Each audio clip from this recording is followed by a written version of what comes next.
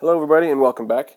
In this segment we're going to look at two kind of graphical interpretations of work, one done by a constant force and like so, and one done by a variable force like a spring. And then we're going to do one example and that'll be it for this segment.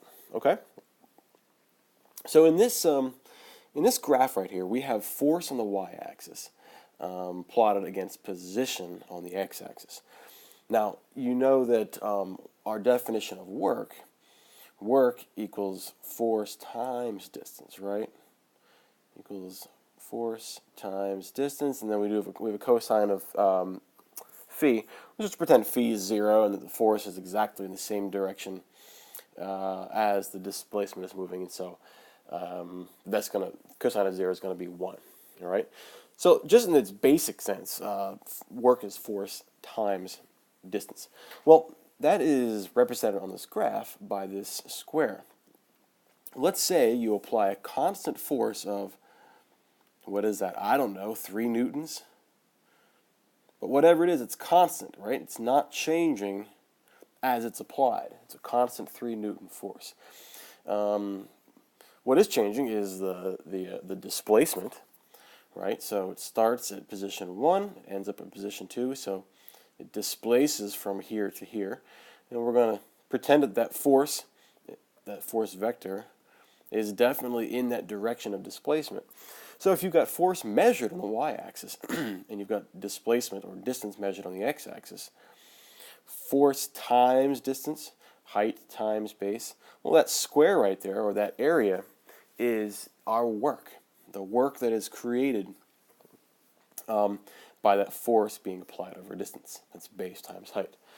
But not every force is a constant force. And especially if the force that is applied depends on displacement. As it's being displaced, it's going to feed back a different force depending on how it's displaced. Here's what I mean. With a spring, first of all, we define Hooke's law. Force applied by a spring equals K times X. All right, what that means is that the K is what we call the spring constant, like the stiffness of the spring. And K is measured in newtons per meter. Right? And what's X measured in? Well, that's just meters, right? So newtons times meters divided by meters, it's going to give you a value in just newtons, which is a force. So what that's saying is, for a spring that, let's say right from here to here is the equilibrium length, all right? That is the spring at rest is that long. If you displace that spring, by that much right there, that is your X, all right? That's how much you've displaced it. In this case, you happen to be pulling it, but it'd be just as true if you had a spring that you could compress as well. Some springs you can compress, or you can pull on them, apply tension. But regardless, whatever the direction is that it's being displaced right there, that X, that multiplied by the spring constant, which is a property of the spring that measures its stiffness, is going to tell you what the force that spring is pulling back is going to be. The more you displace it, the more force is going to be between the spring and the pulling force. I guess that's your hand.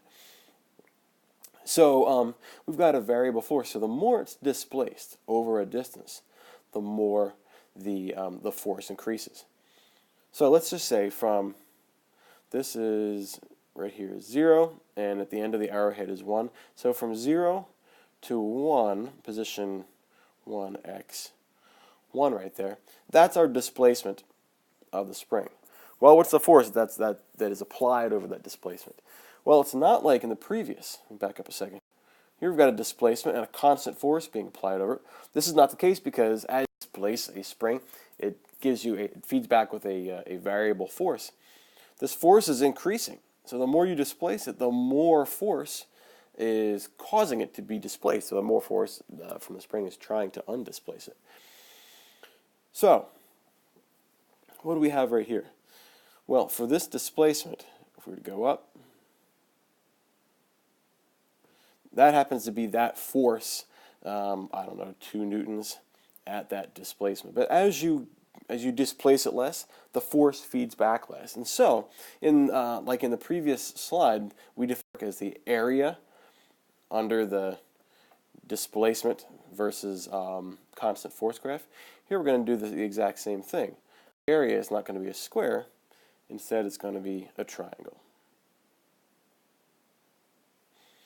Okay, well, how do you measure the area of a triangle? Oops, pretty poorly drawn triangle. How do you measure the area of that, especially if it's a right triangle like we have right there? Well, we usually say it's 1/2 base times height, right? This times that, but it's kind of cut in two, so we say 1/2 base times height, so that gives us that whole measurement right there. It's not a full square, it's, we say, half of a square, cut diagonal, and of course we call that a triangle. So, to measure the work that is put out by a spring that is displaced over some distance, it's displacement x, and the force that is created is this kx, which that's the spring constant. That's Hooke's law. Spring force from spring equals kx. What that kx is changes depending on what the displacement is. So therefore, this area under the curve is going to be our work that is done.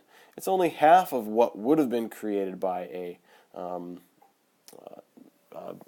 regular square, because the force starts at 0, and as you increase the displacement, the force increases linearly, so that we really have a triangle that is drawn out.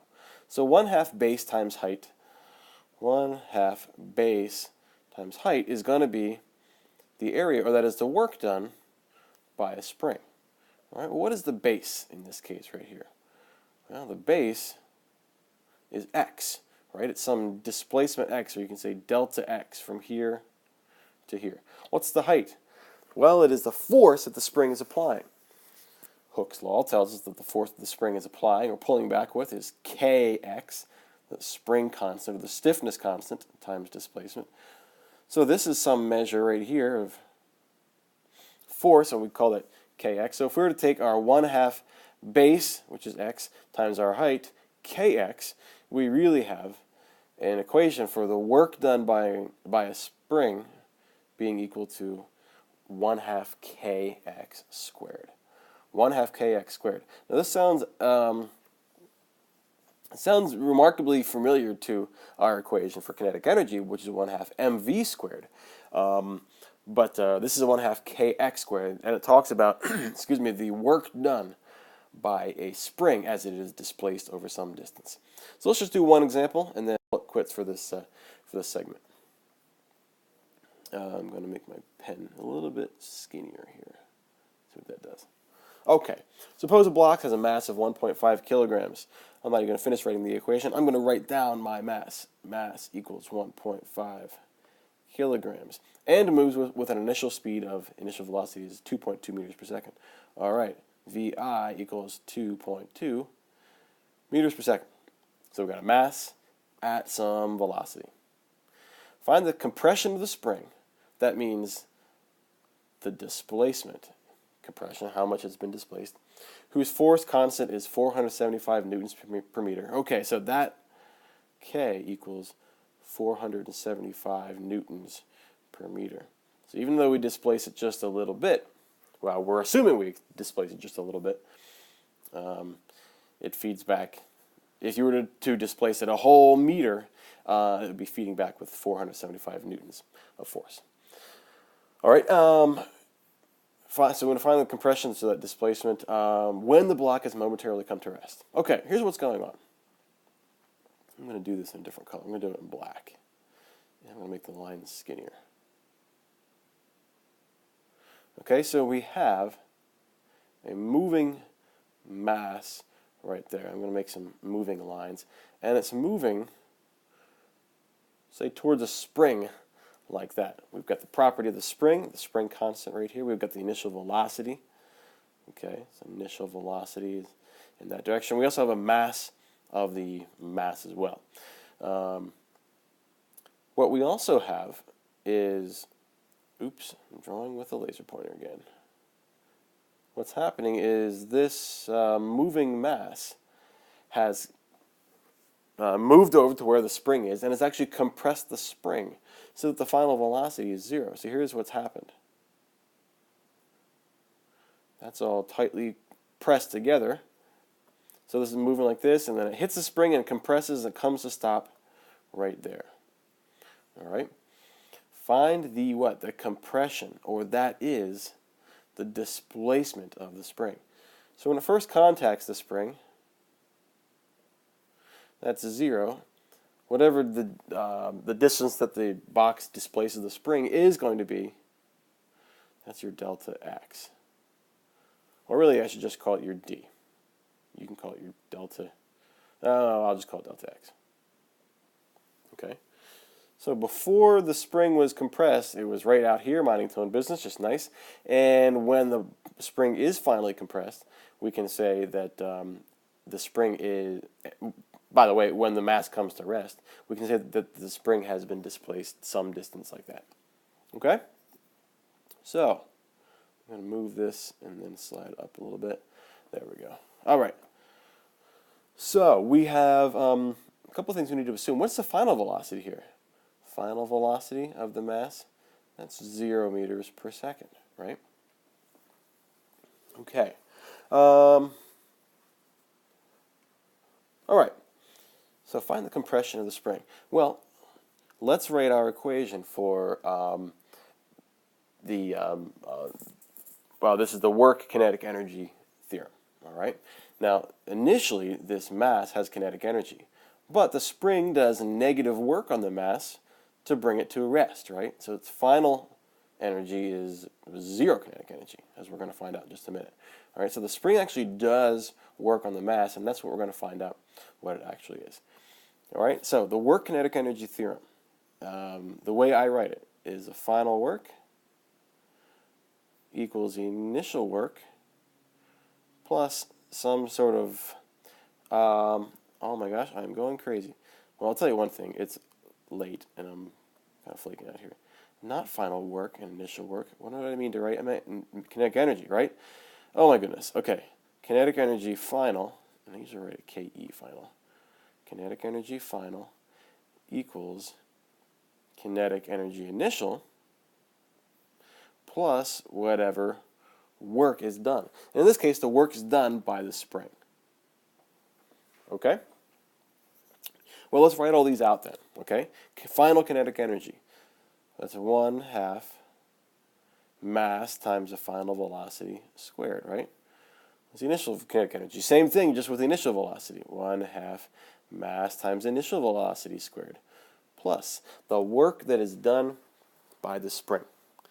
Okay, well, we have a statement for the work that is done by a spring, right? We just mentioned it a minute ago. That is our 1/2 kx squared. Your spring constant times the displacement squared that the spring is being squeezed. All right? Now, we're solving for this right here. We're solving for this displacement, that delta x, that compression right there. So that's what we're solving for. Let's see if we can make this equation a little bit easier. Anything we can eliminate right off the bat? I think we can find something. There's a 1/2, right? A 1/2 multiplied by everything.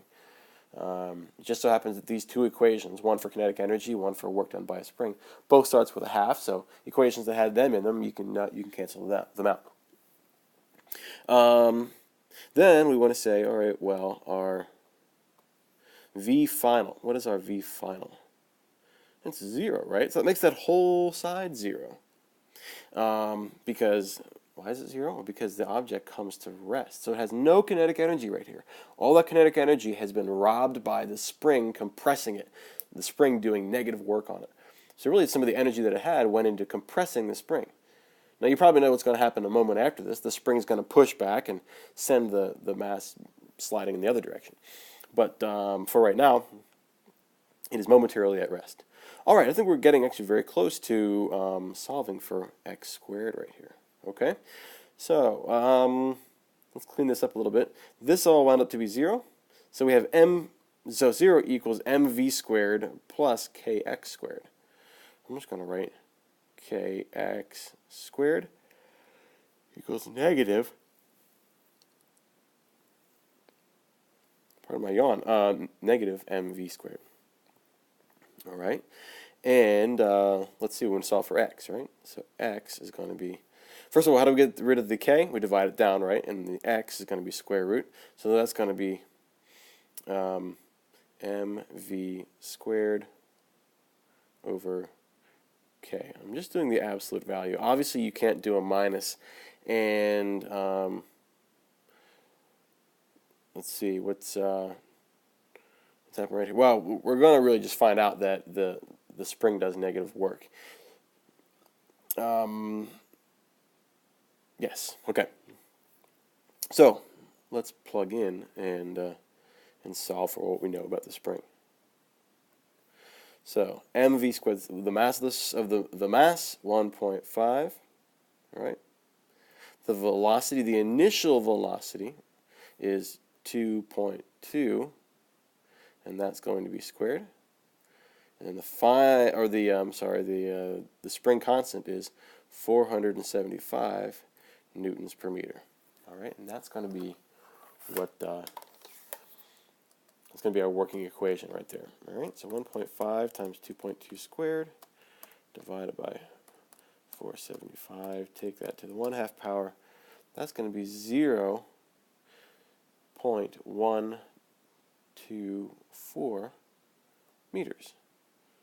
So about 12 centimeters, 12.5 centimeters it's displaced. All right. We got that by using the work kinetic energy theorem. That kinetic energy final is kinetic energy initial, and we could stop right there unless there's some sort of work that is done by this. Again, I had a negative right here, and that's how it turned out because I added this to that side. But really, it's negative work that is done by the spring to take energy out of the system. Right, this is our answer right there. All right, I think that's it for now. Thank you for following along, and I'll see you in the next one where we get into talking about the concept of power.